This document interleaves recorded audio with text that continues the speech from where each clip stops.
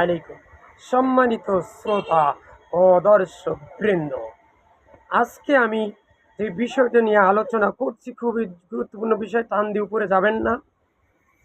আমি বাংলাদেশ সহ পৃথিবীর সকল মুসলিম দেশ এবং যে কোনো রাষ্ট্রে যেখানে মসজিদ আছে, ওই মসজিদের সম্মানিত মসজিদের ইমাম সাহেব, খতিব সাহেবের কাছে বিনীত অনুরোধ করব।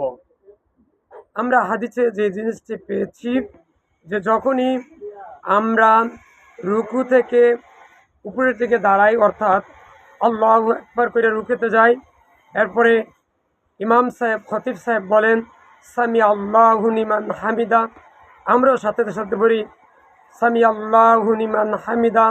এরপরে আমরা বলছি রব্বানা লাকাল হামদ হামদান কাসীরান তাইয়্যিবান মুবারাকান ফি। এই কথাটুকু যখন আমরা বলতে যাব, তখনই হুজুরে শ্রদ্ধার দিকে চলে যান। আমি বাংলাদেশ সহ পৃথিবীর সকল মুসলিমকে, পৃথিবীর সকল মসজিদের ইমাম সাহেবকে, খতিব সাহেবের কাছে বিনীত অনুরোধ করব, আপনারা আমাদেরকে এই সুযোগটুকু দেন, এই দোয়া থেকে আমাদেরকে বঞ্চিত করেন না যে আমরা বলবো রব্বানা লাকাল হামদ হামদান কাসীরান তাইয়্যিবান মুবারাকান ফীহি। এটুক বলতে যতটুক পর্যন্ত সময় যায় ততটুক পর্যন্ত আপনি দাঁড়িয়ে যান। আল্লাহ রাসূল সাল্লাল্লাহু আলাইহি সাল্লাম যখন নামাজ পড়তেন, সাহাবায়ে কেরামগণ যখন নামাজ আদায় করতেন, সালাত আদায় করতেন, তখন তারা এই যে রব্বানা লাকাল হামদ হামদান কাসীরান তাইয়্যিবান মুবারাকান ফীহি এই কথাটা বলার পরও এতক্ষণ পর্যন্ত ইমাম সাহেব সহ সাহাবায়ে কেরামগণ দাঁড়িয়ে থাকতেন। আপনারা কেন আমাদেরকে এই সুযোগ থেকে বঞ্চিত করেন?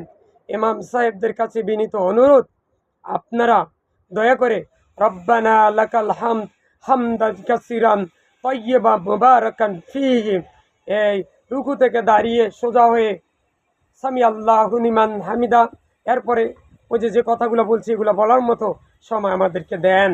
আপনাদের কাছে বিনীত অনুরোধ, আমাদেরকে এই আল্লাহ রসুল সাল্লাল্লাহু আলাইহি ওয়াসাল্লামের এই হাদিস খানা থেকে আমল করার হতে বঞ্চিত করবেন না।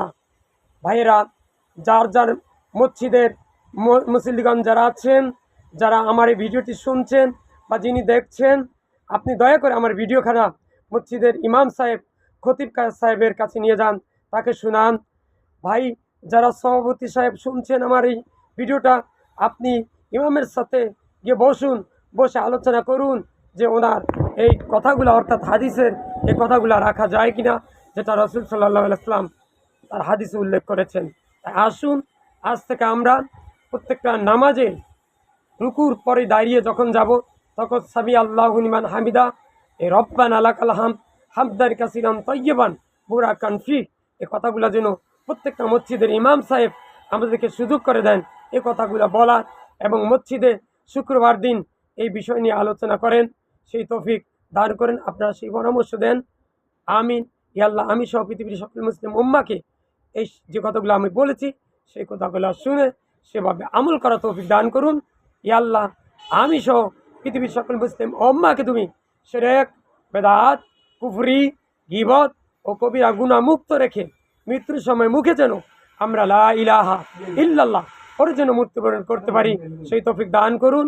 ইয়া আল্লাহ, আমি সব পৃথিবীর সকল মুসলিম উম্মাহকে তুমি শিরক, বেদাত, কুফরি, গীবত ও কবিরা গুনাহ মুক্ত রাখিও, তাবিজ মুক্ত রাখিও, হাদাজত্তা মুক্ত রাখিও, এবং সিগারেট এগুলা মুক্ত রাখিও।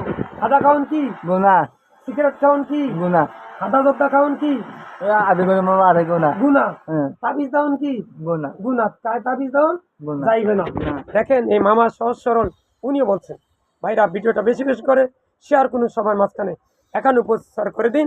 আল্লাহ, আমার জন্য আপনারা দোয়া করবেন, আমার এই ভিডিওর যেন কিয়ামত পর্যন্ত এই পৃথিবীতে থেকে থাকে সকল মানুষ যেন আমার এই কথাগুলো শুনে, যে কথাগুলো কোরআন এবং সেই হাদিসের আলোক হচ্ছে, এগুলো শুনে আমল করে আমি যে সদকা জারিয়া হিসাবে কবরের সেই নেকিগুলো পেতে পারি, আপনারাও যেন পেতে পারেন, সেই তৌফিক দান করুক আল্লাহ পাক আপনাকে আমাকে সকলকে। এবং আপনারা বাপ মার জন্য দোয়া করবেন, রব্বির হামুমা কামা রব্বাইয়ানি সগীরা, এবং সবসময় হাতে কাজ মুখে লা ইলাহা ইল্লাল্লাহ পড়বেন, এবং কুল হু আল্লাহু আহাদ আল্লাহুস সামাদ লাম ইয়ালিদ ওয়া লাম ইউলাদ এটা পড়বেন। কুল আউযু বিরাব্বিন নাস মালিকিন নাস সবসময় পড়বেন। কুল আউযু বিরাব্বিল ফালাক মিন শাররি মা খালাক সবসময় পড়বেন। আল্লাহু লা ইলাহা ইল্লা হুয়াল হাইয়ুল কাইয়্যুম লা তাখুযুহু সিনাতুন ওয়া লা নাওম সবসময় পড়বেন। তারপর তাবারাকাল্লাযী বিয়াদিহিল মুলকু ওয়া হুয়া আলা কুল্লি শাইইন কাদির সূরা মুলকের শেষ আয়াত সর্বশেষ পর্যন্ত পড়বেন। ভিডিওটা বেশি বেশি করে এখনই শেয়ার করে দিন। আসসালামু আলাইকুম।